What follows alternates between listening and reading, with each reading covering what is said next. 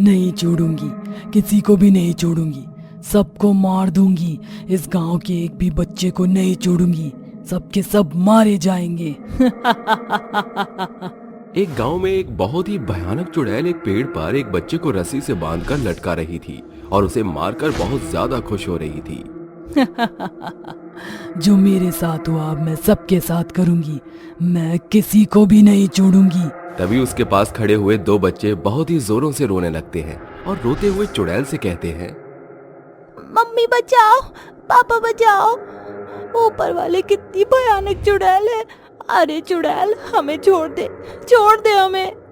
चुड़ैल आज के बाद मैं कभी कोई शरारत नहीं करूंगी, किसी को परेशान भी नहीं करूंगी और मम्मी की सारी बातें मानूंगी, लेकिन तू मुझे मत मार, मुझे छोड़ दे चुड़ैल, मुझे छोड़ दे। ऐसे कैसे छोड़ दूं? किसी ने मेरे बारे में सोचा? कभी नहीं। ना तो मैं भी किसी के बारे में नहीं सोचूंगी और इस गांव के हर एक छोटे छोटे बच्चों को मार दूंगी, तब जाकर इस गांव के लोगों को अकल आएगी। ये कहकर चुड़ैल बच्चों को फांसी देकर मार देती है, जिसके बाद चुड़ैल बहुत खुश होती है। ये है चुड़ैल की मौत का तमाशा, कोई नहीं बचेगा मेरे हाथों। इस गांव के सभी बच्चों की मौत मेरे हाथों लिखी है। तभी चुड़ैल वहां से हवा में गायब हो जाती है। ये कहानी महिपालपुर के एक छोटे से गांव की है, जहां एक सरिता नाम की औरत अपने दो अनाथ बच्चों के साथ रहा करती थी। सरिता बहुत ही गरीब थी, लेकिन उसका दिल बहुत बड़ा था और एक दिन उसे मंदिर की सीढ़ियों पर वो दोनों अनाथ बच्चे मिले थे, जिसके बाद से उसने उन दोनों बच्चों को अपना नाम दिया और उनकी देखरेख करना शुरू कर दिया। सरिता अपने अनाथ बच्चों को अपने खुद के बच्चों से भी ज्यादा प्यार करती थी। वो एक दिन छोटी सी परचून की दुकान चलाया करती थी। वो अपने बच्चों के लिए पैसे भी जोड़ रही थी। एक दिन उसकी सहेली करिश्मा उससे मिलने उसके घर आती है और उससे कहती है, सरिता तेरा दिल बहुत बड़ा है जो तूने अपने साथ साथ इन दो अनाथ बच्चों को पाल रही है। क्या बताऊं बहन, उनके मरने के बाद से मैं बिल्कुल अकेली पड़ गई, लेकिन मैंने हिम्मत नहीं हारी और उनकी परचून की दुकान को संभालना शुरू कर दिया। अब परचून की दुकान चलाते चलाते मैंने कई सारे पैसे जोड़ लिए हैं ताकि मैं अपने अनाथ बच्चों के भविष्य को बना सकूं। अरे ये तो बहुत ही बढ़िया बात है। चलो भगवान करे तुम ऐसे ही अपने दोनों बच्चों के साथ हंसी खुशी रहो।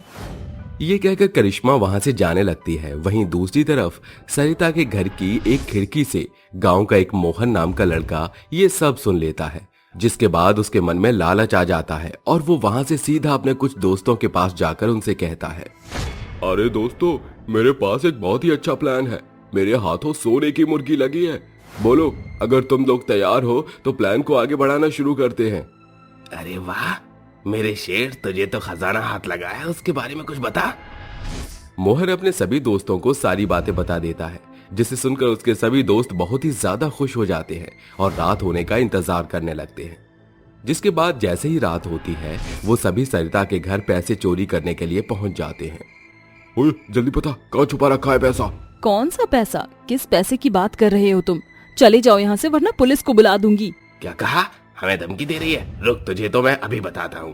तभी राहुल सरिता के एक जोरदार थप्पड़ खींच कर मारता है, जिसके बाद सरिता जमीन पर गिर जाती है और रोने लगती है। ऐसा मत करो, मैं तुम्हारे आगे हाथ जोड़ती हूँ, मेरे पास कोई पैसा नहीं है।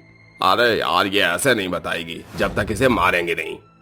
वो सभी मिलकर सरिता को मारने लगते हैं, जिसके बाद सरिता के दोनों बच्चे उसके रोने की आवाज सुनकर उसके पास पहुंच जाते हैं।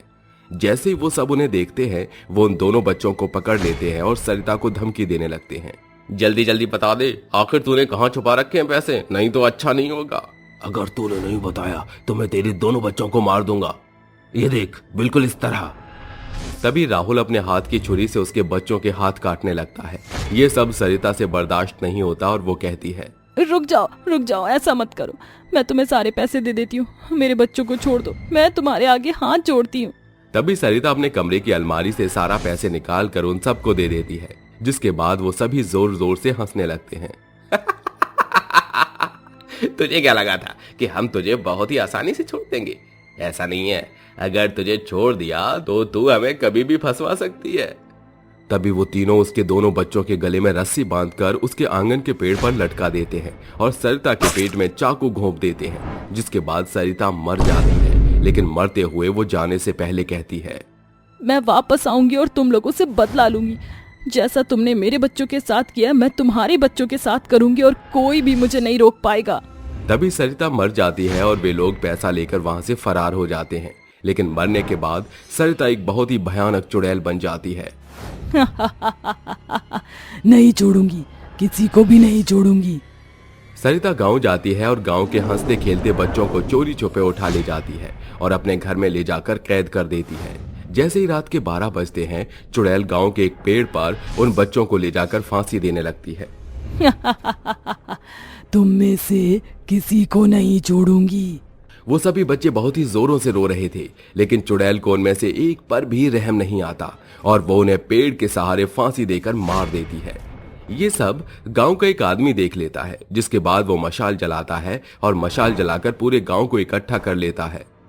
अरे गांव वालों, जल्दी से चलो, चुड़ैल हमारे गांव के बच्चों को एक एक करके फांसी पर चढ़ाती जा रही है। अगर उसे नहीं रोका तो वो हमारे गांव के सभी बच्चों को मार डालेगी।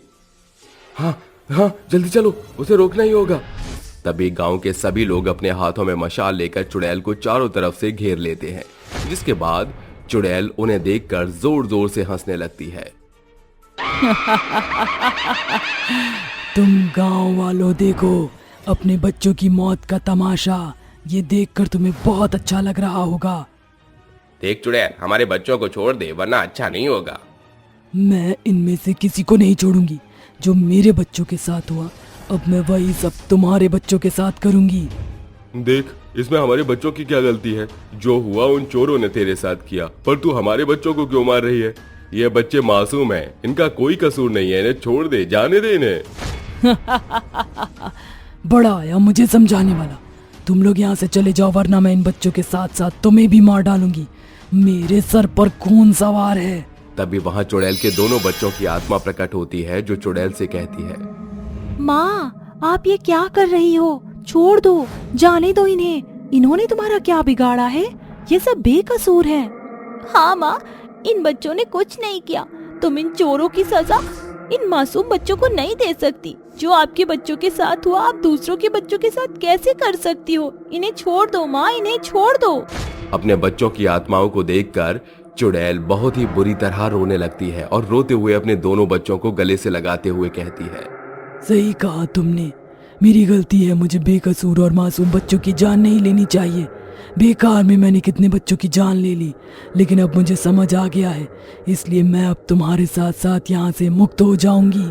ये कहकर चुड़ैल अपने अनाथ बच्चों के साथ वहां से मुक्त हो जाती है।